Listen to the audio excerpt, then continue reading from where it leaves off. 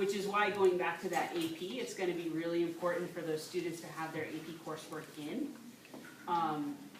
or at least touch base with an advisor to see if there's anything we can do so that we can move things around for them. Yes? So if there's an enforced registration for like COM 103, but it's for the second semester, can the student opt to do it first semester? No. Okay. And that's a great question. So for composition and oral communication, they're on the map specifically, and they're on their personal information sheet, especially oral communication. And the reason is there's only so many seats, and it's all based on enrollment. So when admissions reports their final numbers, these departments get together and they say, okay, we need to offer 25 sections or whatever it is, right?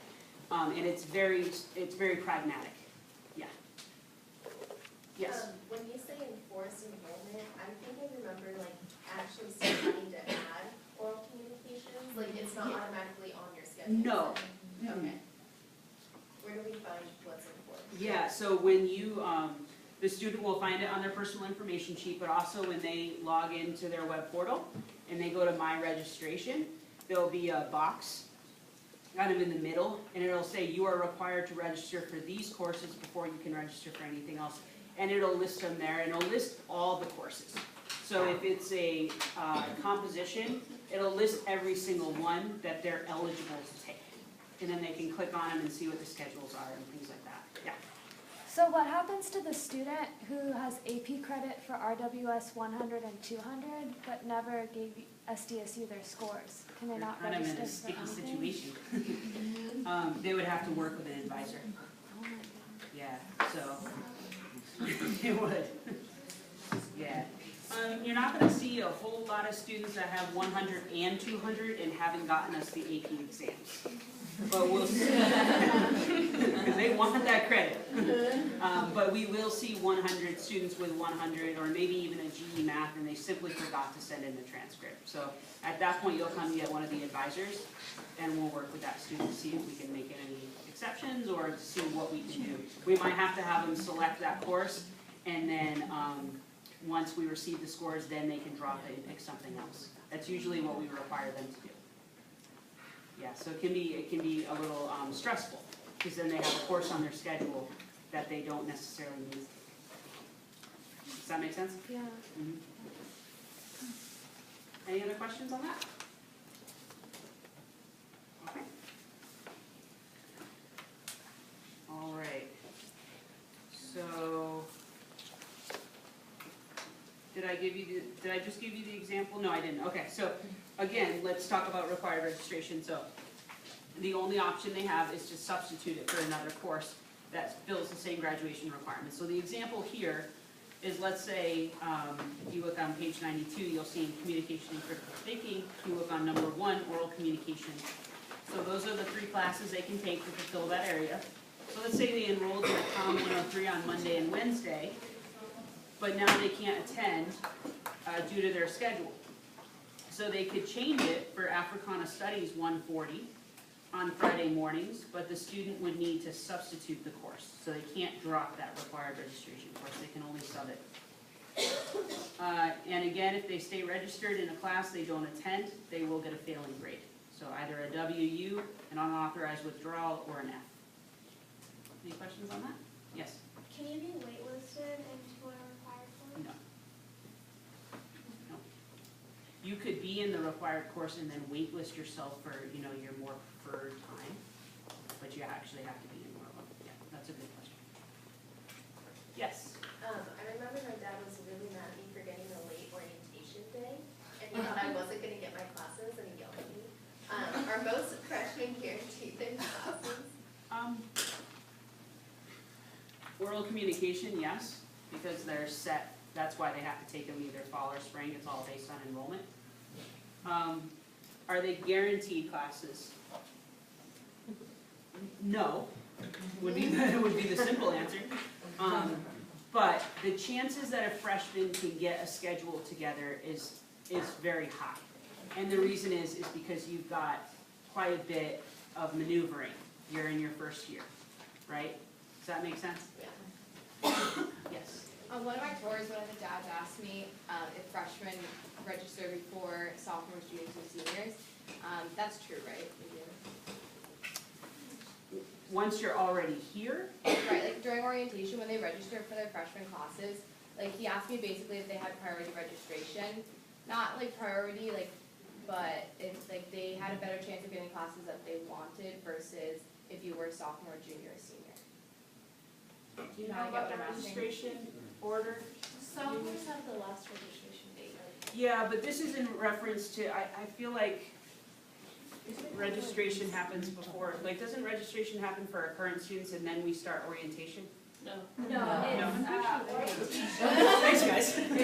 So freshmen would go first, and Okay. then, probably towards the end, sophomores would, seniors, juniors would be going, and then sophomores are the last. Thank you. Eunice, do you know if that matters if like they're a sophomore in units? No, it doesn't matter, Okay. they're coming in their first year, and they come to Okay. orientation, and will register that day.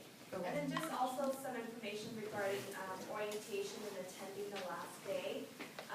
Like Heather said, I mean, the issue really is that students do not want an 8 a.m. class. That's where the issue comes. Yes. That, oh, no, I don't want to take 8 a.m. classes, and that's when they get all flustered and mad and at you or whatever.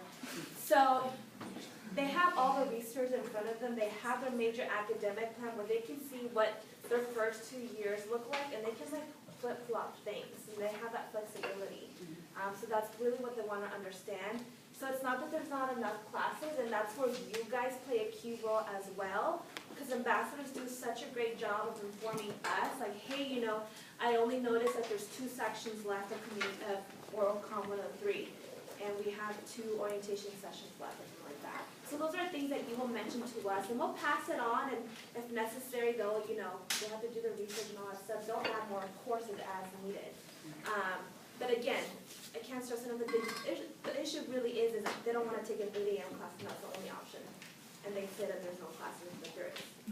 And sometimes there won't be, you know, there may be a situation, and but we'll do the best, and we'll work things out, we'll get them connected to the right people. But just wanted to, you know, if you're talking to a parent during your tours, don't say that, oh, well, no, or, you know, it's just like, you know, they're gonna have the tools to help them register for classes. You know, do you get what I'm saying? Does that make sense? We just never wanna start off in a negative tone like that, because that's not helpful to anyone. Thank you. Go. And to follow up on that, thank you very much for inputting with that. So, and you'll get used to this. During our understanding your degree requirements presentation, Rayanne, our registrar, will get up there and she will talk at length about that. And she will say there that, you know, it used to be, and her example is when she attended SDSU in the dark ages. She says that for real, so I'm not. So she says back in the day, there was this idea that you couldn't get classes, and back in the day that may have been true. That no longer exists, that's a myth. And so another example to that is, even after our presentation, even after Rayanne talked at length about that, and I believe it was even one of the first orientation, a family flagged my director down as she was innocently walking across campus. And the father, actually, what's with the aggressive dads? The father was very upset and said that his student could not, that there weren't any classes and the student could not get into Chemistry 200. And he was just relaying the information his daughter had given, and he was relaying that to my director. So my director whips out her cell phone, goes on the class schedule and says, well, look, there are 10 sections that are open. They happen to be at times she didn't want and days she didn't want. And Dad turns to his student and says, you didn't say that. You told me there were no classes. So yeah, that's a really great point. There is a very big difference. So when students have this fear of no classes, it's often because it's not their ideal time. Any more questions on that? Any questions at all? I Yes. just know about the waitlist. Can you waitlist a class that has conflict with your schedule? Like, if you have a class planned for 10, can you waitlist a class at 10, or will not allow you to do that? Can somebody that's done waitlist, can they answer that? What was the question? You can. It's just that if you get into the waitlist class, it's gonna drop you from the class. Like if you already have a duplicate course, say you have RWS 200, you're waitlisting another RWS 200 at a time that conflicts, it's gonna drop the time that conflicts and the one you're already enrolled in. So just Try not to do that. Can Try I not just to- add that right now we shouldn't really focus on the wait list because when it comes to orientation, remember how we have 2 days of training before orientation? Rayanne will actually come and do a presentation for us and kind of go through those details. So don't worry so much because that really doesn't affect what you're learning. So I just want to put it out there just so we don't focus too much on it. Okay, so going forward, let's see if I have them on here. Okay.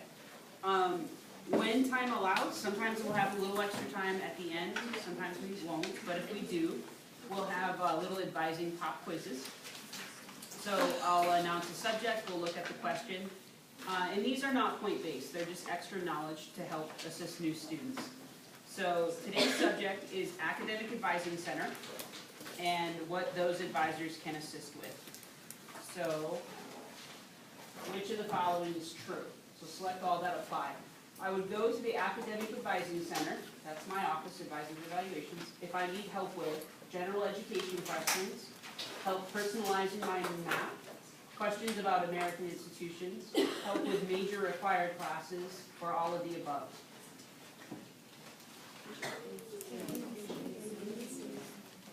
A, B, and C, that's correct. So advising center for GE questions, MAP questions, American institutions, because those are all GE and graduation requirements outside the major.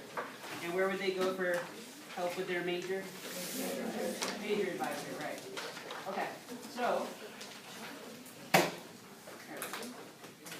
next week, we're gonna be covering unit requirements, residence requirements, GPA requirements, freshman competency requirements in math and writing. So if you want, you can review this information in the catalog and come prepared. And also, next week will be our first quiz. It'll be on today's session, so make sure to come prepared for that. And because we didn't have a chance and I'm running out of time, if everyone could just write down their major next to their name on the quiz. Usually I go around and I do that, but I'm almost out of time. So that way I can just be a little familiar and associate your major with your name. What's that? This quiz? Next week. Yeah, next week. Yeah, sorry, next week. Alright guys, last announcement before you all leave. First of all, I just want to applaud you for a great first advising session. You guys asked really great questions. I really liked how you guys put yourself like we're at orientation, you were that student, or how do I explain that to them? So keep that up, keep thinking that way, because that's really going to help you in studying for these quizzes. I always advise you when you go to this session, like try to explain to your TI what is the catalog here. Try to explain to them since when they are a freshman student, use it like that or use it with each other. I think that's really going to help you out. But keep it up. Enjoy the tabby party. That's going to be lots of fun. And so that's all I have. Thank you, Heather, for a great first session. And we'll see you next week. Yeah, and then just now we're just going to meet with our TI group really quick. And then whoever's going to tabby party will Let's go outside for a quick little debriefing session.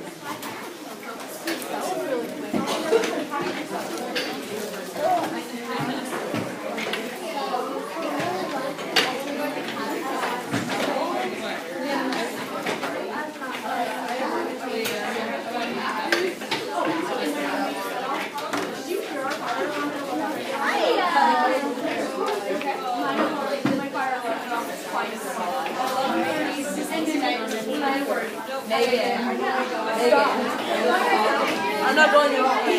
I really want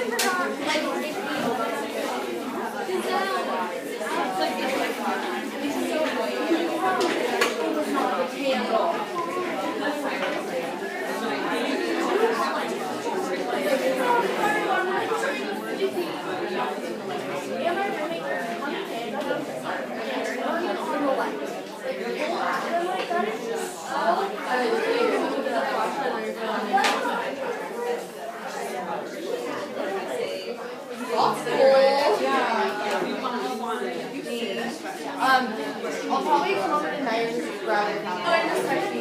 Yeah.